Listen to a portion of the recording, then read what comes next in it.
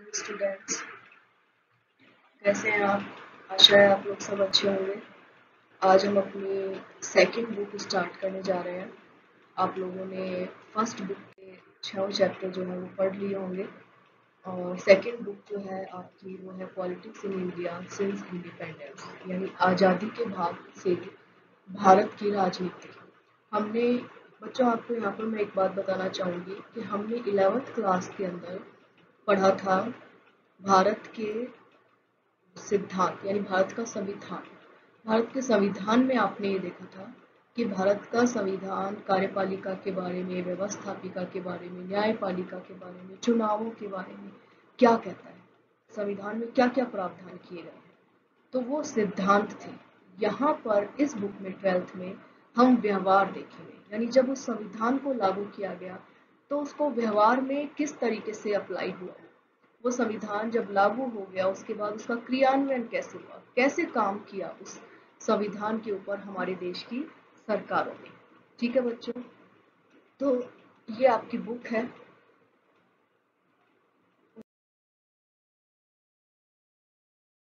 राष्ट्र निर्माण की चुनौतियां, चैलेंजेस ऑफ नेशन बिल्डिंग। क्योंकि और अब इसमें देखो, मैं पहले आपको कंटेंट का इसका बता दूं कि आप लोगों के पास जो किताबें हैं बच्चों वो पुरानी है। एनसीईआरटी की नई बुक पब्लिश नहीं हुई है, परंतु सीबीएसई का सिलेबस चेंज हो चुका है। तो आपके इसके कंटेंट में जो सीबीएसई के अकॉर्डिंग है वो टॉपिक जो है आप लोग नोट करेंगे और अपनी बुक से बुक में आपको इसमें से बहुत सारी चीज़ें मिलेंगी पर कुछ चीज़ें नहीं मिलेंगी। जैसे पहले नेशन एंड नेशन बिल्डिंग ये टॉपिक है आपकी बुक में, परंतु दूसरा topic Sardar Vallabh Bhai Patel and integration of state, Sardar Patel और राज्यों का एकीकरण, ये टॉपिक आपके नया ऐड हुआ है इस चैप्टर में। फिर अगला टॉपिक है लीगेसी ऑफ पार्टीशन, यानी विभाजन के का जो हमें मिला, विभाजन के बाद जो हमें मिली विरासत, उसकी विरासत क्या क्या मिली, यानी विभाजन से हमें क्या मिला। चैलेंजेस ऑफ रिफ्यूजी, शरणार्थियों की समस्या, पुनर्वास, कश्मीर मुद्दा, नेहरू। और फिर अगला एक टॉपिक है नेहरू का राष्ट्र निर्माण के अंदर उनकी भूमिका। क्योंकि 17 साल आज़ादी के बाद 17 साल पंडित नेहरू हमारे देश के प्रधानमंत्री रहे, तो उनकी भूमिका सबसे इम्पोर्टेंट थी जो देश हमारा बनकर सामने आया। Political conflicts over language and linguistic organisation of states, ये टॉपिक आपको मिल जाएगा। ये है कि राजनीति, भाषा के ऊपर राजनीतिक संघर्ष और राज्य पुनर्गठन आयोग, ये सब जो है ये टॉपिक आपके फर्स्ट चैप्टर में दिए गए हैं। इसमें से कुछ टॉपिक आपको सेकंड चैप्टर में मिलेंगे जो कि पूरा डिलीट हो चुका है। तो हम यहाँ पर मैं आपको जो वीडियो भेजूंगी वो आपको टॉपिक वाइज भेजूंगी। आज मैंने केवल नेशन एंड नेशन बिल्डिंग इस टॉपिक को अपनी इस वीडियो में कवर करने की कोशिश की है। तो आपको बुक से पढ़ना है, परंतु साथ में आपको टॉपिक के ऊपर भी फोकस रहना है। क्योंकि बच्चों इस बार समय कम है, पढ़ाई कम हुई है। जितना हम आप लोगों को क्लासरूम में समझा पाते, बता पाते, वो सब यहाँ पर अभी नहीं हो पा रहा है। तो आपकी स्टडी फोकस्ड होनी चाहिए। फोकस्ड इन द सेंस कि सीबीएसई का जो सिलेबस है आपको वो ध्यान में रखकर उन्हीं टॉपिक्स को तैयार करना है। तो आज हम इसमें देखते हैं राष्ट्र निर्माण की चुनौतियों में पहला हमारा आज लेंगे हम राष्ट्र एवं राष्ट्र निर्माण। और इसमें मेन चीजें थी कि 3 प्रमुख चुनौतियां। बच्चों देखो, इसमें हम फिर से स्टार्ट आ जाते हैं। आप लोगों को जैसे आपने विश्व राजनीति वाला जो बुक पढ़ी आपने, उसमें आपने देखा कि हमारी जो वो बुक की शुरुआत होती है शीत युद्ध से होती है, यानी सेकेंड वर्ल्ड वार के खत्म होने से। ये लगभग वही समय था जो समय हमारी आज़ादी का है। 45 में सेकेंड वर्ल्ड वार खत्म हुई थी और 47 में हम आज़ाद हुए थे। तो हमारी ये बुक कब से स्टार्ट हो रही है? 1947 से, यानी जब हमने आज़ादी पाई। अब देखो आपकी स्लाइड पे ऊपर जो लिखा हुआ है ट्रिस्ट विद डेस्टिनी, ये क्या है? ये पंडित जवाहरलाल नेहरू के द्वारा दिया गया भाषण है जो उन्होंने 14-15 अगस्त की मध्य रात्रि में, रात को 12 बजे उन्होंने दिया था। तो इसको इस 14-15 अगस्त की मध्य रात्रि कहा जाता है और उनके इस भाषण को ट्रिस्ट विद डेस्टिनी कहा गया। तो ये प्रथम प्रधानमंत्री थे, और इसमें इन्होंने क्या, क्यों ये भाषण इतना इम्पोर्टेंट है, क्योंकि इसमें इन्होंने हमारे देश की आज़ादी की घोषणा की थी। इस भाषण को पूरी दुनिया ने सुना, और नेहरू का ये भाषण 20वीं सदी के 11 महानतम भाषणों में शामिल किया जाता है।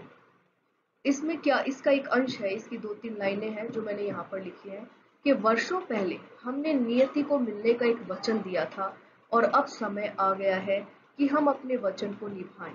पूरी तरह ना सही और बहुत हद तक तो निभाएं। आधी रात को जब पूरी दुनिया सो रही है, भारत जीवन और स्वतंत्रता की नई सुबह के साथ उठेगा। यह एक ऐसा क्षण है जो इतिहास में एक बार ही आता है।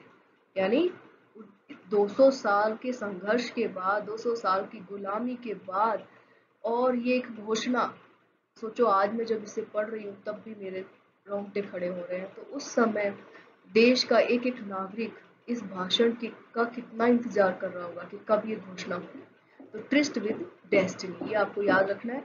और इसको हिंदी में भाग्यवधु से चिर प्रतीक्षित भेंट भी कहा जाता है। यानी भाग्यवधु जिसका हमने सपना देखा। सपना किसका देखा? स्वतंत्रता का देखा था उस समय, कि हम कब आजाद होंगे अंग्रेजों की गुलामी की बेड़ियों को काट कर। तो उस सपने को पूरा, वो सपना पूरा होता हुआ दिखा, और उसकी घोषणा इस भाषण के द्वारा हुई। बहुत अच्छा लग रहा है ये सुनकर और पढ़कर, है। परंतु परंतु क्या, ये देखिए, India before and after partition, ये आपको यहाँ पर एक मैप में दिखाया गया है कि ये कुछ जो पार्ट हैं वो पहले के हैं, और इसमें ये वेस्ट पाकिस्तान और ईस्ट पाकिस्तान, आप इसको स्टडी कीजिएगा कि ऐसे ऐसे नाम हैं, आपको मिलेंगे ही नहीं। राजपूताना, राजस्थान नहीं कह रहे, राजपूताना कह रहे हैं। ग्वालियर स्टेट थी, ये सब राज्य थे उस समय, छोटे छोटे, ठीक है, जिनको बाद में एक करके एक भारत का निर्माण किया गया। ये पूरा भारत जो था वो अलग अलग देसी रियासतों में, राज्यों में और ब्रिटिश प्रांतों में बटा हुआ था, ठीक है। अब बच्चों, ये जो आजाद हुआ भारत, तो इसमें क्या था कि हमारे जो राष्ट्र के निर्माता थे, हमारे संविधान निर्माता थे, वो दो बातों पर एकमत थे कि अब हमें क्या करना है आगे। तो आगे एक बात तो तय थी कि आजादी के बाद देश का शासन लोकतांत्रिक तरीके से चलाना है, और दूसरी बात कि जो भी सरकार काम करेगी वो समाज के सभी वर्गों के लिए करेगी। यानी किसी अमीर के लिए नहीं, किसी जाति के लिए नहीं, किसी वर्ग समुदाय के लिए नहीं, बल्कि सब के लिए एक समान काम करेगी। तो दो चीजों के अंदर क्या आ रहा है, क्या शामिल हो रही है? यानी दो बातें ऐसी है जिनको आधार बनाकर, जिनकी को ध्यान में रखकर पूरा संविधान का निर्माण किया गया, ठीक है। ये दो बातों पे सहमत हो गए, आजादी की घोषणा हो गई। अब क्या था, घोषणा होने के बाद मिल गई आजादी, खुश हो जाए, क्या ऐसा हो सकता था? बहुत मुश्किल था। इस राष्ट्र को, जो ये राष्ट्र हमें मिला, ये बहुत सारी समस्याएं हमारे शासन, हमारी सरकार और उस समय के तत्कालीन नेताओं के सामने लेकर आया था। उसमें सबसे बड़े बड़े 3 चैलेंज थे। सबसे पहला चैलेंज था भारत को एकता और अखंडता के सूत्र में बांधने की चुनौती। यानी कैसे भारत एक होगा, एक होने की बात। अब ये देखो, पहले तोड़ के तो वही चले गए, कौन? अंग्रेज। 2 राष्ट्र बना गए धर्म के नाम पर, एक पाकिस्तान और एक हिंदुस्तान। और जब ये घोषणा हुई तो उस समय ये कहा गया कि पाकिस्तान मुसलमानों के लिए है और हिंदुस्तान हिंदुओं के लिए है। भारत के विभाजन के समय भारत के अंदर रहने वाले लोगों को ये नहीं पता था कि उन्हें कौन से देश में जाना है, उन्हें कौन से देश में रहना है। ना संचार के माध्यम थे, ना आवागमन के माध्यम थे। जो खबर फैलती थी वो अफवाहें बन जाती थी। वो एक खबर जहाँ से चलती थी, वो खबर किसी दूसरा रूप लेकर लोगों तक पहुँचती थी, और इतने दंगे, लाखों की संख्या में लोग मारे गए। और वो आपने बहुत कुछ हमारी बॉलीवुड की फिल्मों ने दिखाने की कोशिश की, और आप लोगों ने देखा भी होगा, सुना भी होगा कि कैसा वो विभाजन हुआ था, दर्दनाक। अब हमारा भारत जो था, चलो विभाजन हो गया, उसके बाद भी क्या हालात थे? उसके बाद यहाँ पर 565 देसी रियासतें थी, 8 ब्रिटिश प्रांत थे।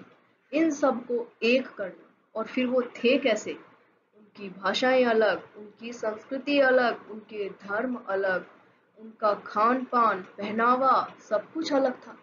ऐसे लोगों को एक करके एक साथ रखना, ये एक बहुत बड़ा, ये मेहनत टास्क था, ये बहुत बड़ा अम, मतलब चैलेंज था। और पूरी दुनिया इस बात को देख रही थी और एक सवाल उठा रही थी, क्या भविष्य में ये भारत एक रह पाएगा? सबको आशंका थी कि इसके कई टुकड़े होंगे। अभी तो एक हुआ है, कई होंगे, लोग वगैरह से बोलते थे। ठीक है। फिर दूसरा चैलेंज, चलो, जो अब वो फर्स्ट चैलेंज हमने देखा, उसको हम इस पूरे चैप्टर में आगे पढ़ेंगे कि हमने उस फर्स्ट चैलेंज को कैसे दूर किया, उसको हमने कैसे काबू में किया।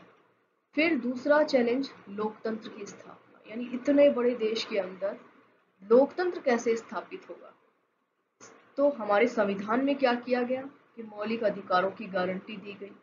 सार्वभौमिक वयस्क मताधिकार, सार्वभौमिक मताधिकार से मतलब आपको 11th में बहुत अच्छी तरह बताया था मैंने, कि जहाँ पर धर्म, भाषा, लिंग, जाति, वर्ग आदि का भेदभाव किए बिना हर वयस्क व्यक्ति को मताधिकार प्राप्त होता है, ये दे दिया गया।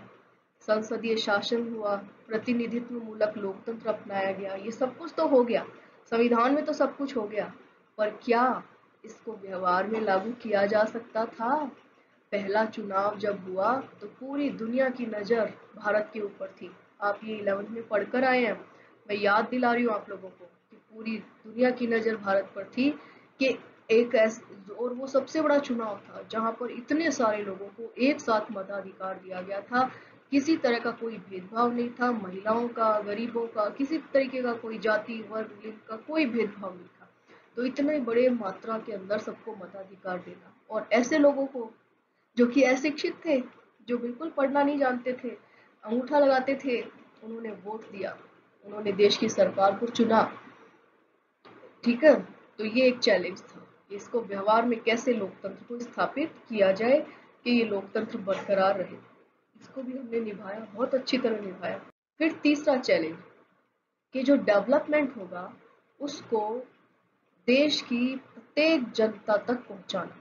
ये था कि विकास करना पूरे समाज के लिए, सबके लिए समानता का व्यवहार करना, सामाजिक रूप से पिछड़े वर्गों को, धार्मिक अल्पसंख्यकों की सुरक्षा। यानी हमारे समाज के अंदर एक ये बहुत पुरानी चीज आपने पढ़ी और सुनी और देखी हुई भी है कि बहुत ज्यादा छुआछूत, भेदभाव, समाज का एक ऐसा वर्ग था जो हर चीज से वंचित था, शिक्षा से वंचित था, आगे बढ़ने से वंचित था, उनको कोई भी मूलभूत सुविधाएं प्राप्त नहीं थी। तो ऐसे वर्गों को बराबर में लेकर आना, उन्हें पीछे तो नहीं छोड़ा जा सकता था, उन्हें सबके बराबर में लाना।